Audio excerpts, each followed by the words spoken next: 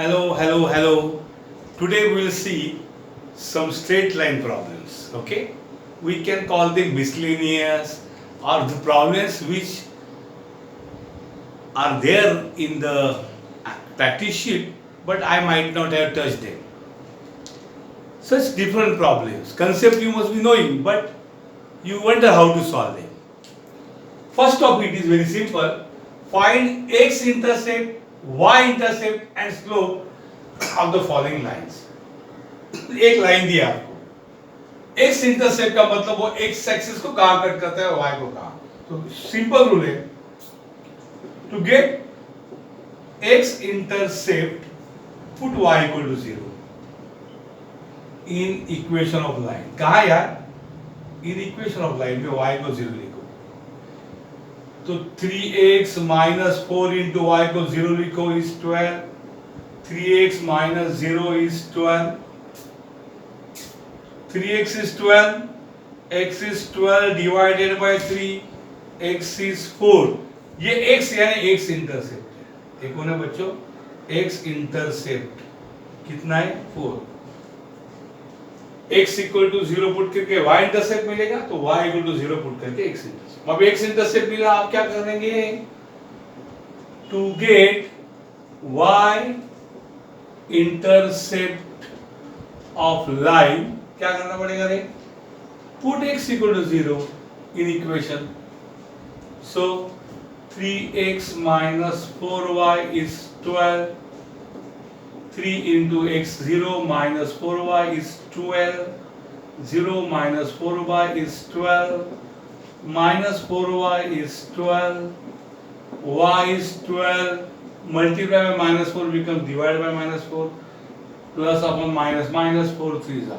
तो y बच्चों 3 आया, इसका मतलब यह है y इंटरसेप्ट 3 आया. अंडरस्टूड. उसको हम b भी बोलते हैं, y इंटरसेप्ट को लेटर b से डिनोट करते हैं. उसके बाद स्लोप कैसे फाइंड करते हैं आप सबको पता है. What is slope of line, formula है minus coefficient of x upon correct coefficient of y, that is minus.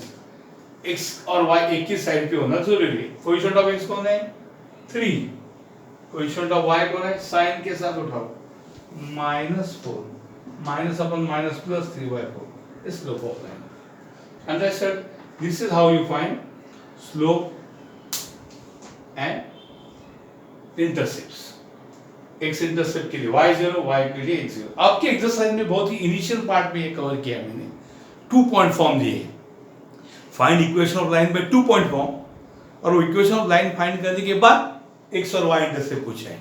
Exam में अभी तक तो मैंने देखा नहीं है रिसेंट सिलेबस में, but you should know it. अब इसका मजा दिखाते, लाइन कैसे दिखता है आपको एक मजा दिखाता हूं. यह है एक्स एक्सिस बच्चों, एक ड्रॉ करने का जरूरत नहीं, लेकिन ये नॉलेज किसके लिए, अंडरस्टैंडिंग नहीं हो गया तो नॉलेज का फायदा क्या है. सर मालूम नहीं कैसी लाइन दिखती है, मैंने खाली एक्स और y इंटरसेप्ट फाइंड किया. अरे ऐसा नहीं होता बेटा. एक्स इंटरसेप्ट 4 है ना, ये अंदर से मैं यहां लिखता हूं, ये एक्स इंटरसेप्ट 4 है. हां, ये 4 है. और y इंटरसेप्ट कौन है रे, y इंटरसेप्ट -3 है. ये देखो ये -3, ये y इंटरसेप्ट. अंडरस्टूड. तो ये है लाइन, ये x इंटरसेप्ट 4 है और y इंटरसेप्ट नेगेटिव है y. अंडरस्टूड.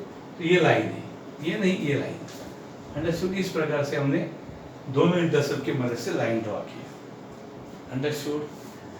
और उसका स्लोप क्या है 3/4, tan थीटा 3/4 होगा उसका. अंडरस्टूड. इस प्रकार से you can solve the region equation. इसको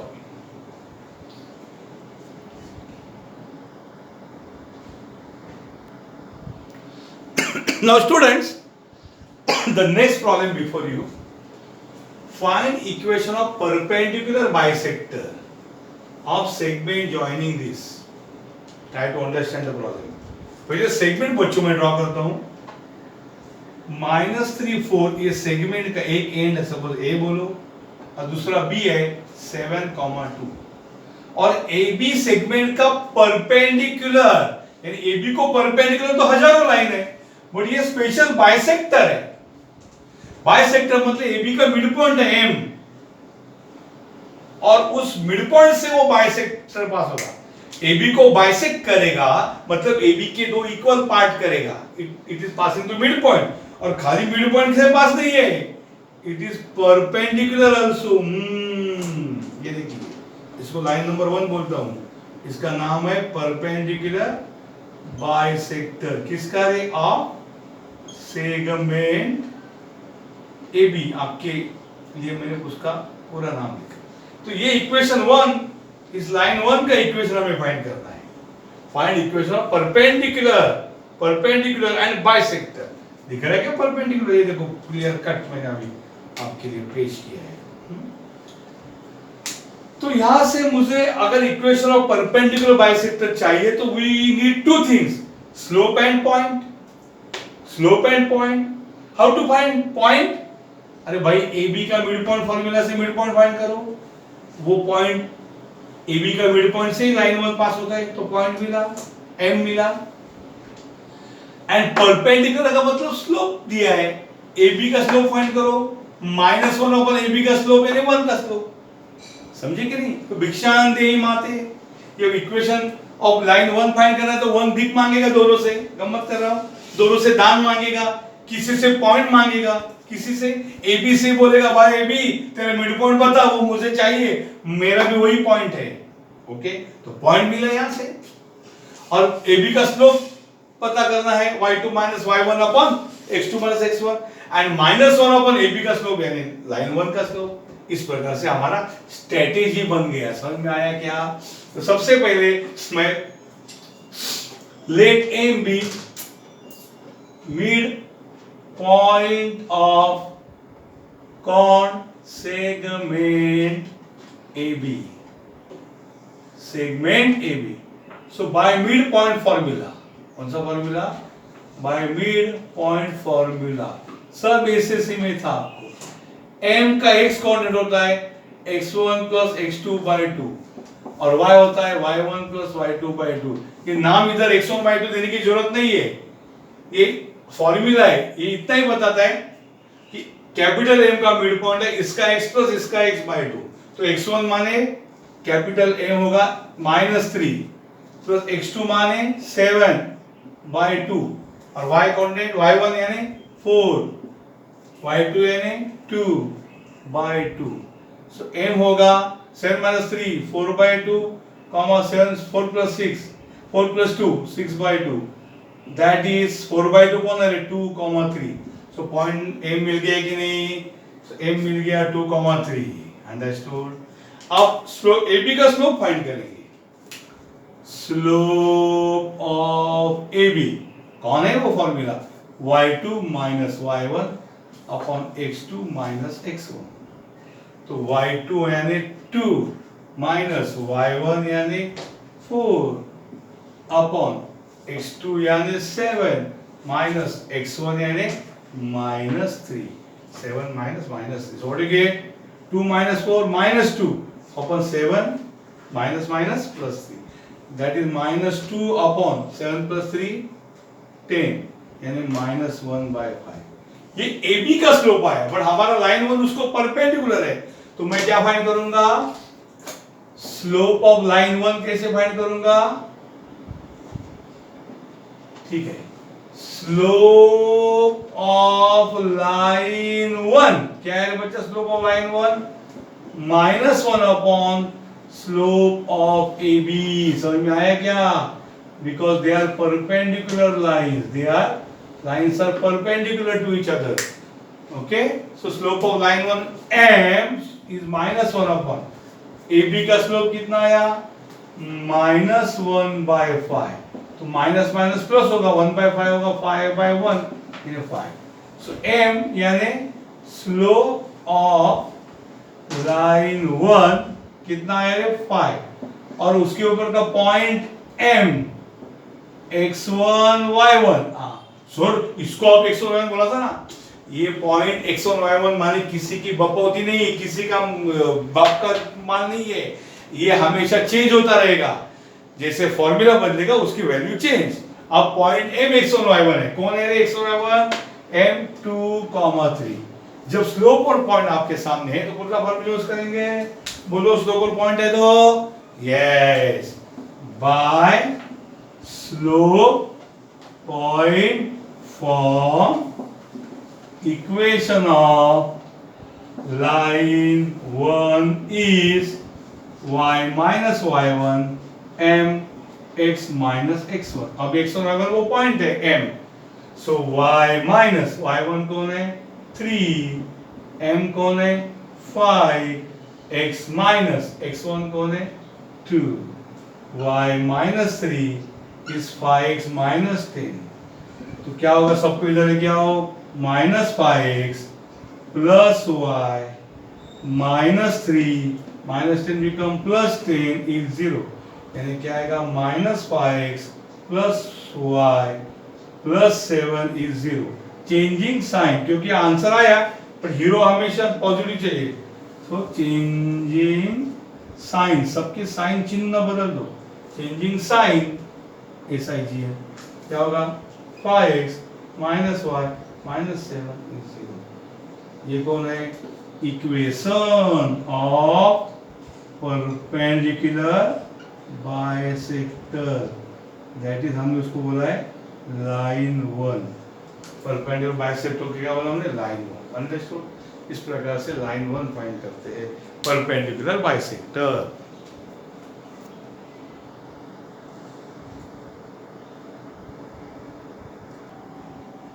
Now student, next problem.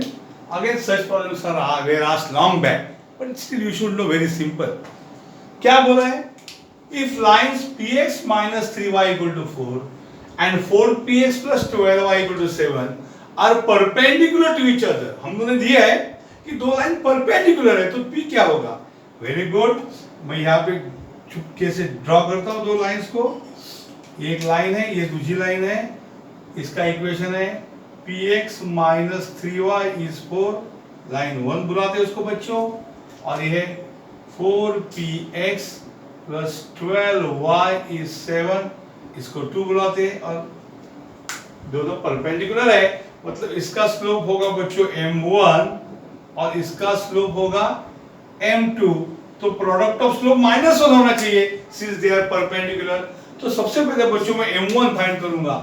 m1 का मतलब है स्लोप ऑफ लाइन नंबर 1. क्या फॉर्मूला है रे, minus coefficient of x upon coefficient of y, that is minus. इस लाइन में कोएफिशिएंट ऑफ x कौन है, p, coefficient of y 3. No, sign कैसा उठाओ, -3, स्लोप आया p by 3 लाइन 1 का, बराबर. Now what is m2? m2 means slope of line 2. क्या फॉर्मूला है, minus, correct, coefficient full spelling लिखो, ऑफ x अपॉन, पूरा नहीं जानते तो मैं फिर एक बार लिखता हूँ, coefficient of y minus line 2 में x का कोएफिशिएंट 4p अपॉन y का कोएफिशिएंट 12, दैट इज माइनस 4 1 ना 4 3 सो माइनस, ऊपर p बचा नीचे 3. Understood. Since lines 1 and 2 are कौन, परपेंडिकुलर, ऐसे भी लिखते हैं perpendicular to each other, their product of their slopes m1 into m2 must be -1. that is m1 कौन है, p by 3, m2 कौन है, -p by 3 equal to -1. तो क्या आएगा ये, minus into plus minus, p into p square by 9 is -1. दोनों minus minus plus हो गए, so p square by 9 is 1. Changing signs on both sides. तो क्रॉस मल्टीप्लाई करो, p square is 9 taking square root square root, दोनों बाजू का square root लीजिए, तो पी स्क्वायर का रूट पी है इज रूट 9, यानी p is root 9 is plus और माइनस 3। सो आंसर क्या आया, पी इज 3 और पी इज माइनस 3। दो आंसर है इसके।